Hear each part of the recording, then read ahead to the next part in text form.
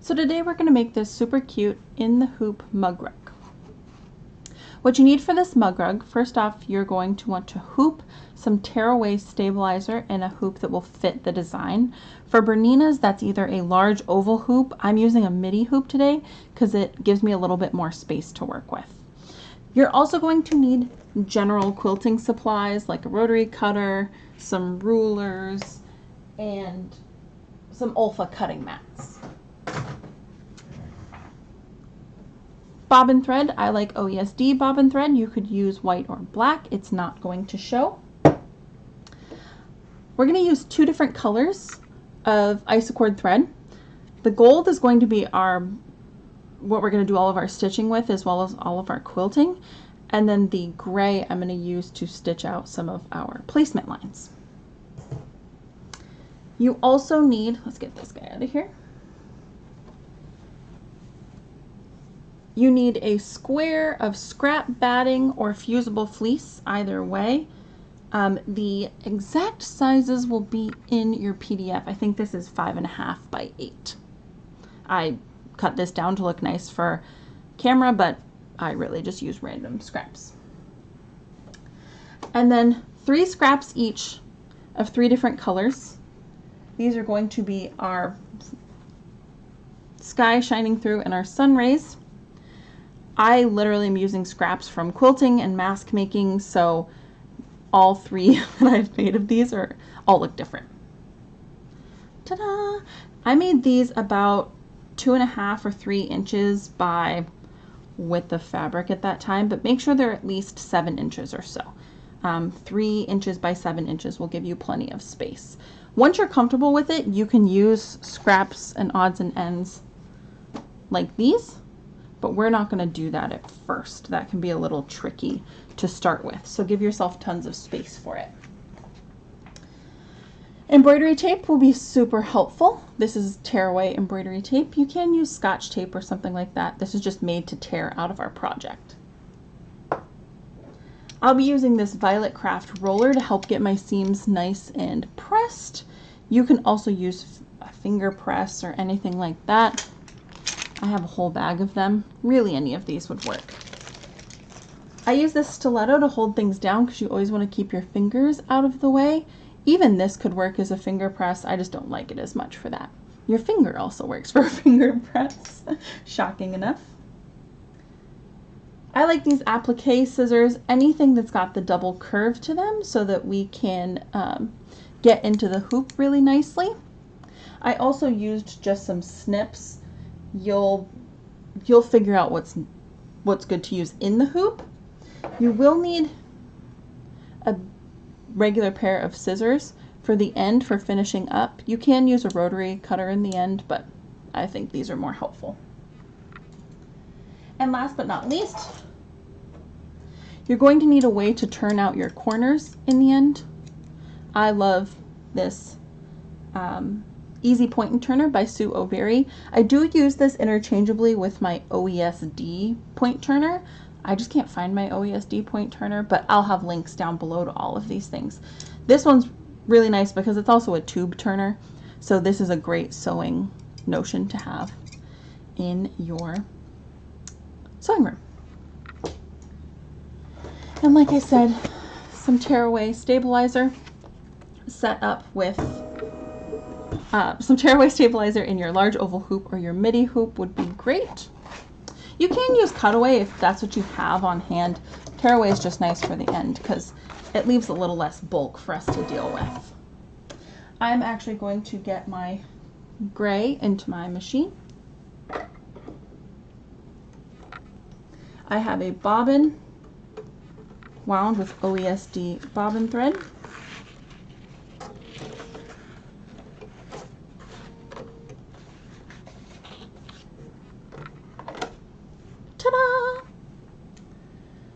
All right. Now this first stitch we're going to do is a placement stitch for the whole thing.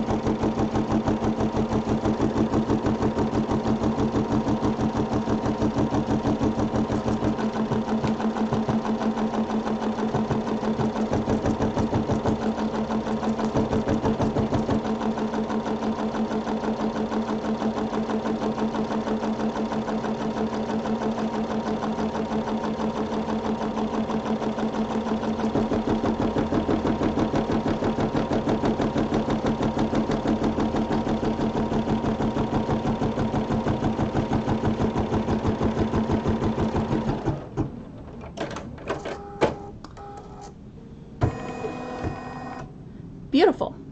So we have these two little tabs over on the side. I forgot you're also going to need a pen, but it can be any type of pen. We have these two little placement notches over on the side, and you're just going to eyeball it. It is not a big deal. It doesn't matter if it's straight. We're just going to extend these out as far as we can. It's a little awkward with the camera there. Ta-da! Because this is going to help us place our back flaps in the end. So I just used a fabric marker because it's what I grabbed first. If yours tears in the beginning, when you first start these stitches, if it tears at any point, you are going to have to redo it. You'll just re-hoop some tearaway stabilizer, save it to keep for sewing or smaller embroideries. But any tears in the beginning, you're going to want to restart. Now at this point,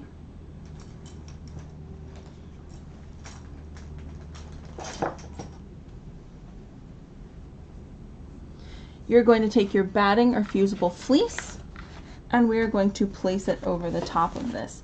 Batting does have a right direction. The pimples, the little raised bits, go down.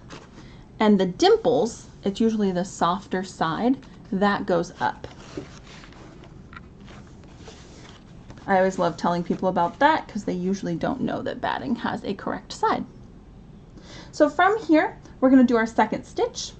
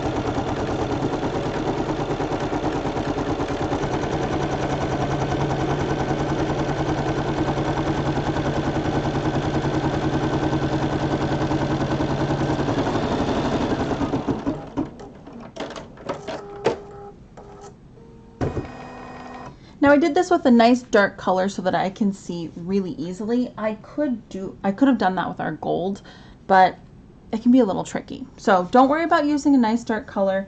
Go for it. It will be really useful for you. I am going to rethread my machine. Of course, I snip at the spool and pull my thread through. We never want to pull thread back through the machine. Into my pile of thread over here. Okay. I'm going to put this gold on here. This is color number 0640. That will be down in the description as well. But use whatever you'd like. I'm going to use this color placement that I have been using for this, but I really want you to play with it and decide for yourself what sort of look you're going for. I did some extra sky portions kind of shining through. Do whatever you'd like. Okay. So now the first thing that we are going to do is we are going to put down our first piece of color following this template. For me, it's going to be blue. My piece is ginormous. Like I said, this one wouldn't quite fit, but when I'm not doing this for a video or a class, I will use scraps and odds and ends for this. But for today, your first time doing it, be really, use nice and big pieces.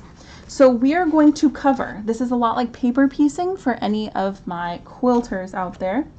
We're going to use a nice big piece of fabric to cover up this whole first area, plus at least a 1/4 inch around the outside.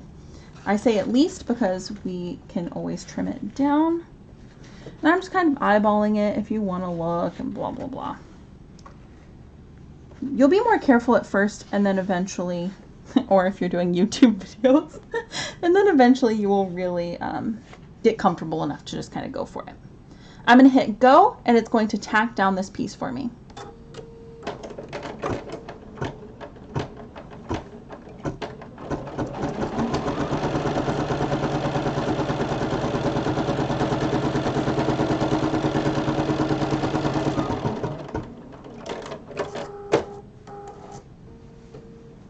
We're going to do our next piece of yellow or gold.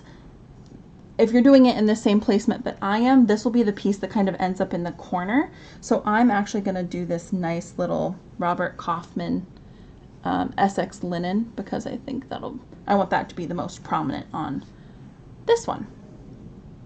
So you feel free to take the hoop off the machine and get in here. If you'd like at this point, you could trim this down to be a 1/4 inch, but I won't worry about that. It's a little big, but I'm really not worried. Oh, so let's do this. It would be right sides together. There's no right side to this fabric, so it's not going to matter for me, but you would want it to be right sides together and right side up on this one as well. Ta-da! Now be careful as we do these first, 4 pieces, because it does kind of go uphill with our piecing. So you need to be sure that you have plenty at the top. It's a little more forgiving at the bottom than it is at the top. So here we go.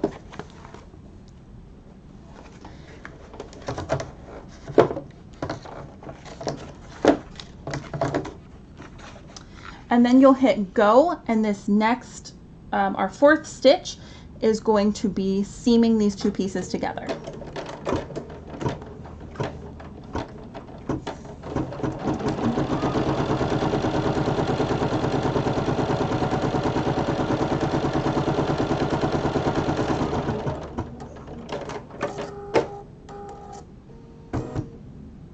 Now once again, at this point, I can go ahead and trim this back if I'd like to.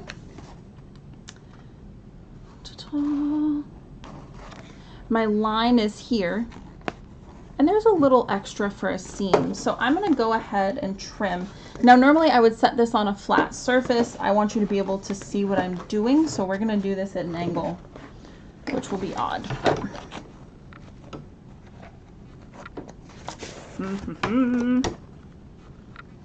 The joys of YouTube.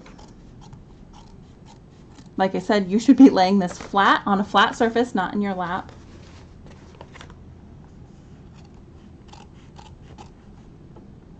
And then you can trim these little snips off. Da-da-da.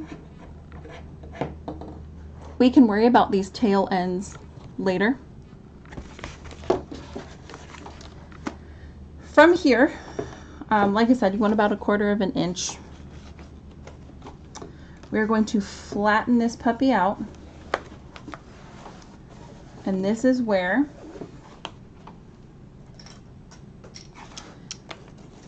I would take my roller from Violet Craft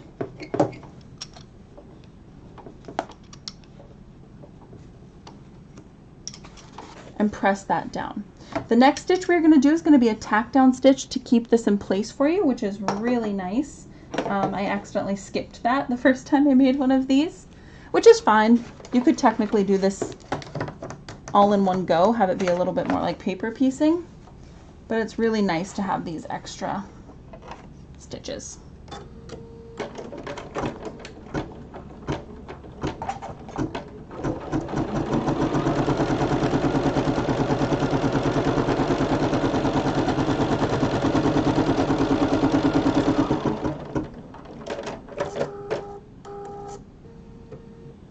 Now, as you saw in that last bit, if you're at all worried, you want to use something like a stiletto to stick into your hoop. When your machine is going, don't stick your fingers in there. You never know if the machine is going to jump. I've seen them do some pretty weird things, or us just not being aware that that's where the needle is going to head next and sewing through your finger. So if you want to hold things down, get a nice little stiletto. This one's from Clover. You can get a nice little stiletto. It's way better if it sews into this and breaks your needle, breaks this, whatever, than it is to sew through a finger. All right. So now we have our beautiful tack down line. Okay. So I'm just going to trim. Once again, do as I say, not as I do. I come from this angle. Do as I say, not as I do. I typically have a TV tray that I got for free on the side of the road. And I'll just clip off this end. I have a TV tray that I got for free on the side of the road, and it sits next to me, so there's a nice little, there's a nice little workspace for me as I sew. Oh, glorious. My next color is going to be my lighter yellow. Line it up on the outskirts here. We're going to do our seam.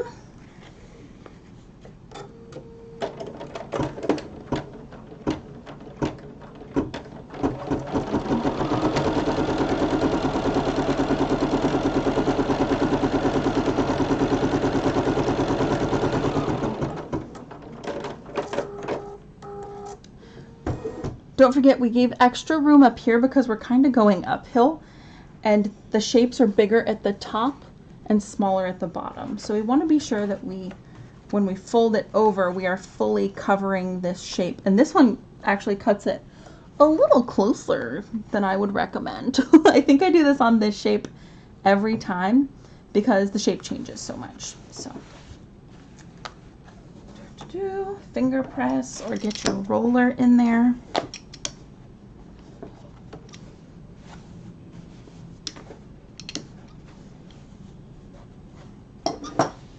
And then if you feel so inclined, you can hold it down.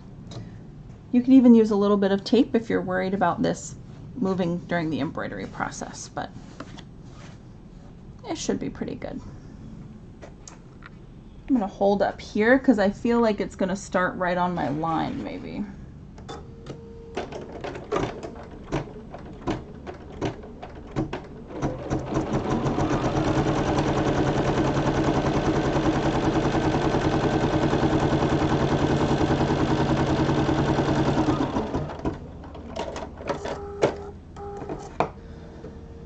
From here on out, the process repeats itself over and over until the end of time.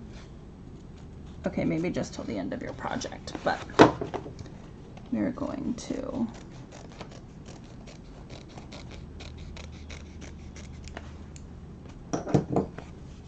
this will be a great scrap to use in another mug rug or even later over here when the shapes get smaller again. I'll show you how to do that. So we repeat this forever. We do a tack down, we place our other piece of fabric, we do our seam stitch, we flip and press, then we do a tack down, a seam stitch, blah, blah, blah, blah, blah, on and on forever and ever. You'll really start to pick up some good pace as you get the hang of things. So we're going to speed things up for now. This one is kind of tricky because it's longer, so you're really going to want to be sure that you give and this is right sides together throughout the whole thing right now. You're going to be sure you give yourself lots of excess at the top. This one's also a little tricky because it's such a big shape, so make sure you have plenty of fabric for these. And let's zoom things along, shall we?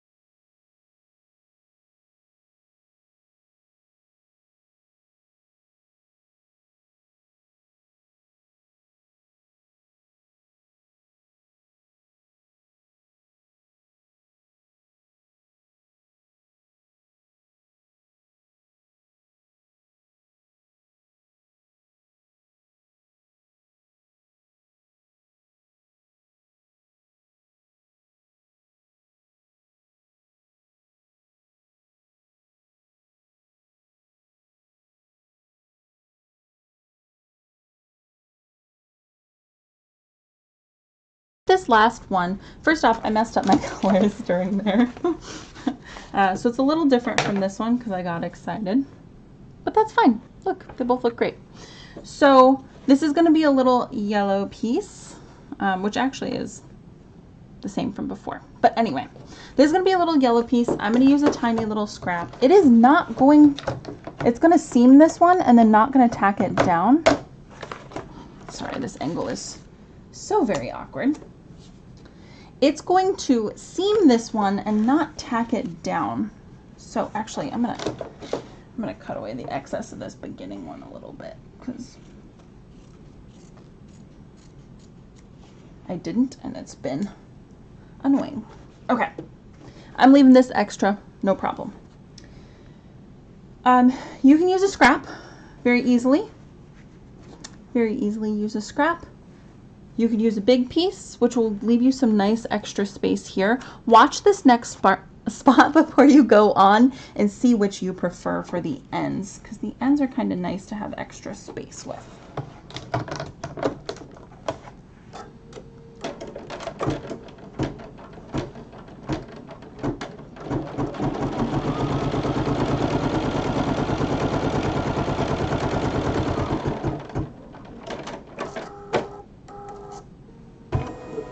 So now it's going to move to do a nice little diagonal placement line for us here at the very bottom. Sometimes if you need to remove your hoop just to have a little more space, just do it. Go for it. Now at this point, we aren't going to do a stitch around the whole thing yet, so that's why it's kind of nice to have this extra space over here. But also if you'd like, we have our scrap of tape that I saved from before, and we can just tape that down right now. All right, so stitch number 19 is a great little diagonal placement stitch for us.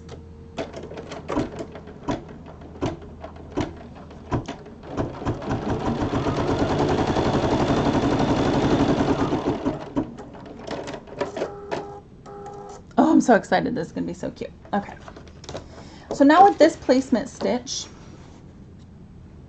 let's see if that works, if you can see that. With this placement stitch, we're going to cut away all these excess little bits.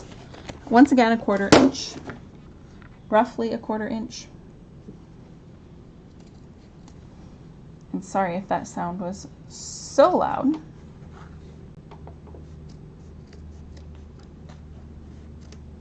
It's pretty thick because it's a lot of, oh, sorry, I think my arm was in the way for that, but it's pretty thick because there's so many folded layers. I'll get over here to this guy and just kind of notch him away. Beautiful. Wonderful. Oh, I just unthreaded her, but okay. So now we are going to place our sun fabric, and we're going to do the same thing we've been doing. It's a little weird because now it's suddenly at a diagonal, but it's the exact same thing we've been doing. Eventually you'll get really comfortable with this being a a smaller piece of fabric, but let's use something nice and big and chunky for this, so that you don't end up in a weird spot. It's a tiny piece of fabric. We could probably even use something like this, but don't do this until you've done a few of them, okay? Then you'll start using the weirdest little tiny bits of stuff, and that's what I like to do. I like to use up anything that I've used on other projects for this. But yeah, that's gonna come with experience, not yet.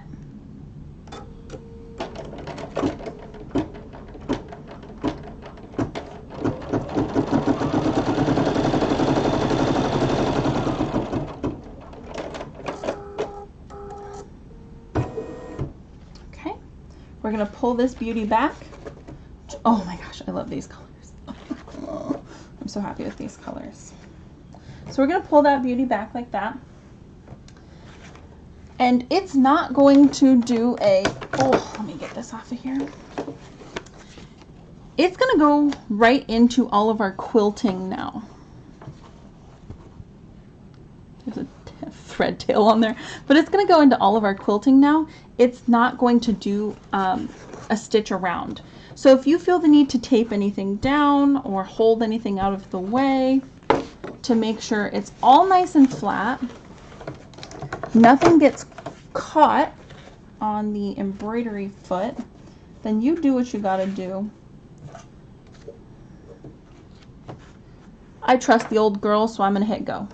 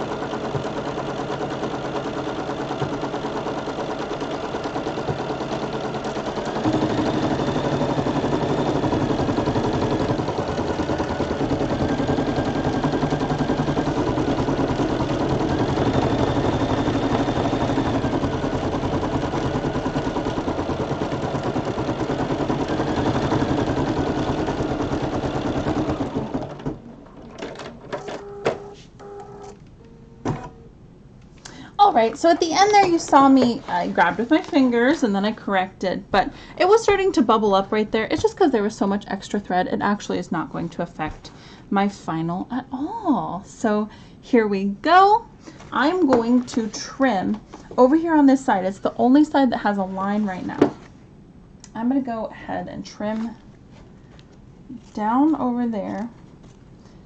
You always want to be careful. I'm still leaving a ton of space, especially on the outside seam. And you can see it's wavy and a mess and nobody cares. It's going to go inside. So from here, we are now going to put our backing on. And I have, oh, sorry about that. Our backing on, because this just folds open. It's really nice. No seams, no nothing. So really clever. Let me show you how we do this.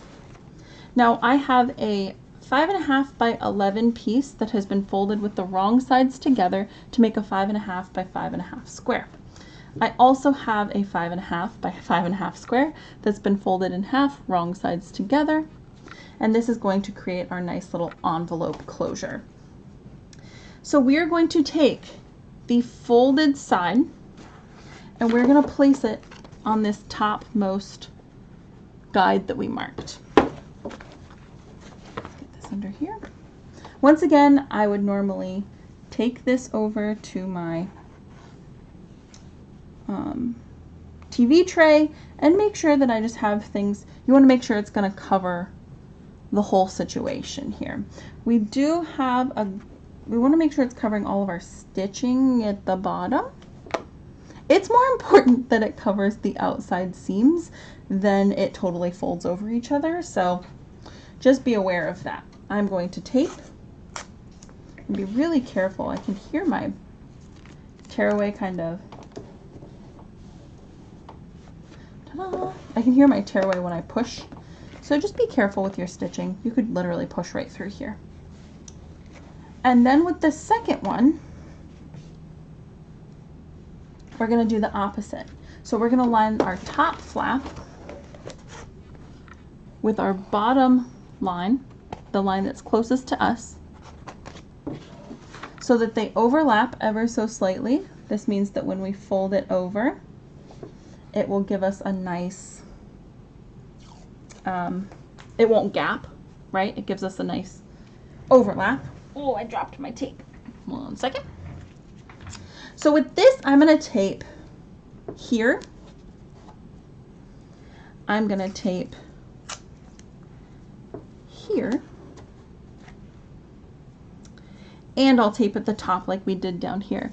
Now this little, taping those two down, when we go and do the stitching around, it goes one way and then the other. So it doesn't matter which goes on top of which. There's a point where our foot could get caught, and this just helps it glide right over.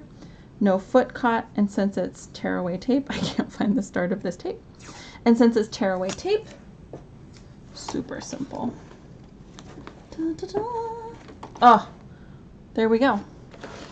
So now we're just gonna hit go. It takes a minute because it does a triple stitch so that you can turn it out and the seams are nice and strong.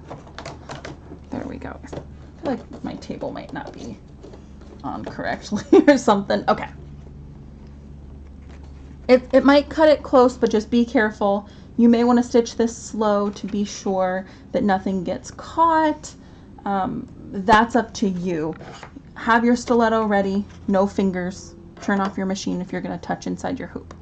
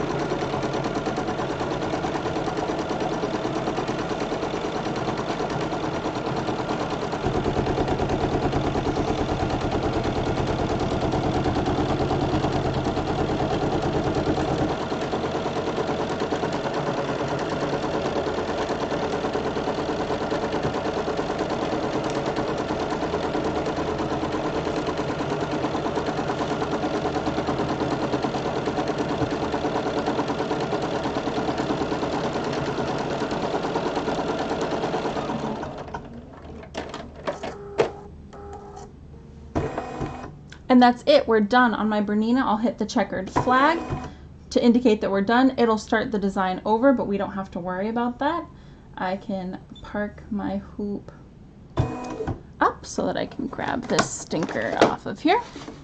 And you can do your backing solid tone if you'd like to. My other one is two-tone as well because I'm using scraps. I did two-tone specifically in this video so that you could see the difference between the two a lot better. We're gonna head over to my workspace. We're gonna take this out of the hoop and finish up this mug rug over there. Okay, so now that we are over here, we are gonna end up using our rotary cutter or our scissors, depending on what you prefer. We still have everything in the hoop. I like to take tape away while it's still in the hoop. It's a little less flimsy. That's the brilliance of the tearaway tape, is that it comes right off. It tears right away. Some people like to use masking tape or painter's tape or whatever they have. You could use wash away tape as well. They do make tape, embroidery tape that's wash away, but hey. And that would tear away nicely too. The wash away tape is nice because if it gets caught in seams on something you're gonna wash, obviously it will wash away. This one doesn't matter as much because it'll probably get cut off anyway. Okay, so we unhoop, and when you unhoop, if you have a oval hoop or something that screws instead of this ratchet closure, I want you to loosen it as much as you can before you remove from the hoop, okay? This one opens that simply. Let me adjust my camera here. Okay.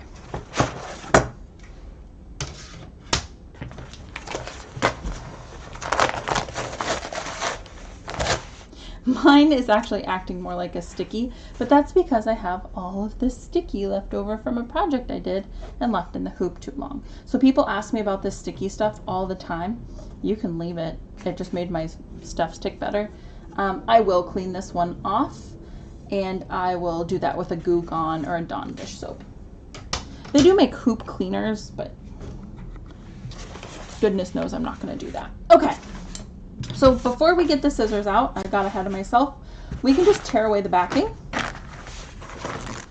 And you're just going to support the stitches. It should. At this point, we have stitched over these sides so much that it doesn't put up much of a fight at all.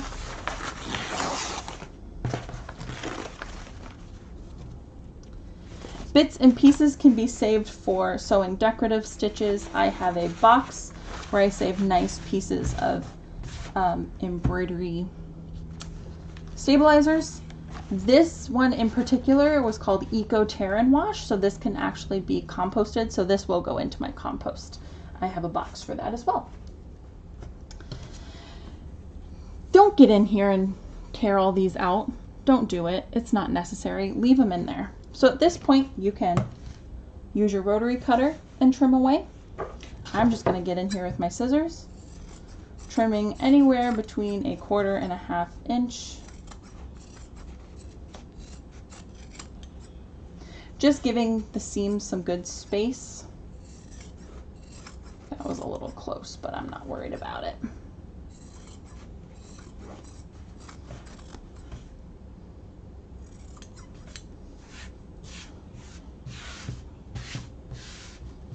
We'll deal with that at a later time. So from here, ta-da, she's a beauty. Now we're going to just flip her inside out.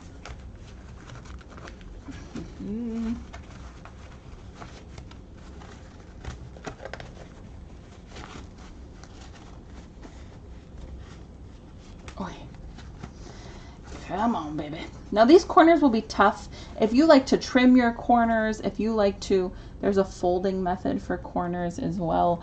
Whatever you like to do for your corners, go for it. Oi.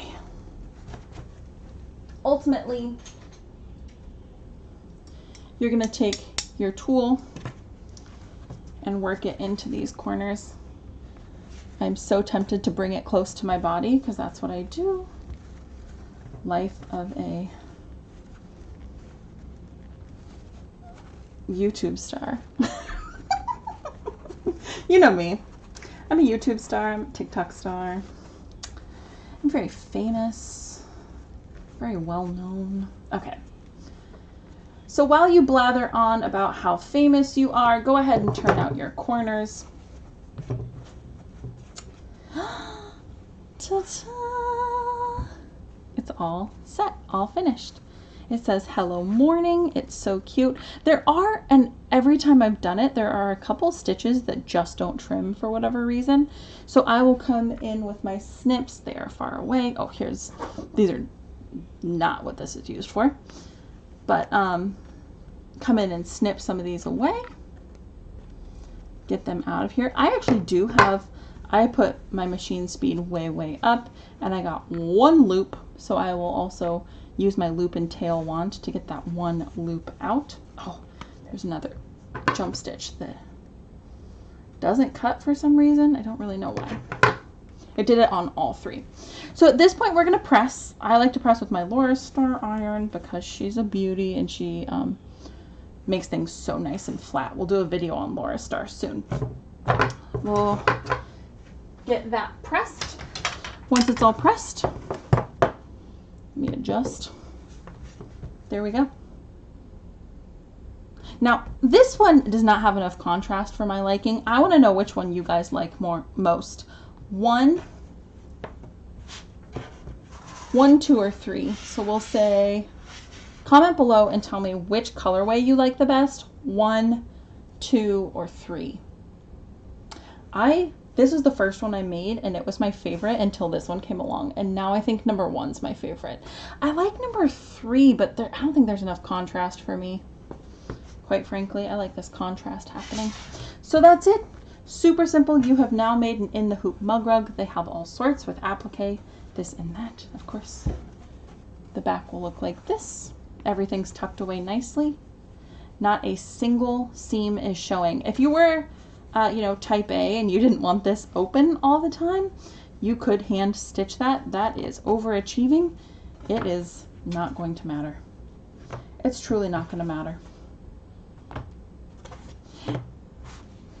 Thanks so much. I'll see you next time. What project should we do next? Huh? I don't know how to end this. Bye.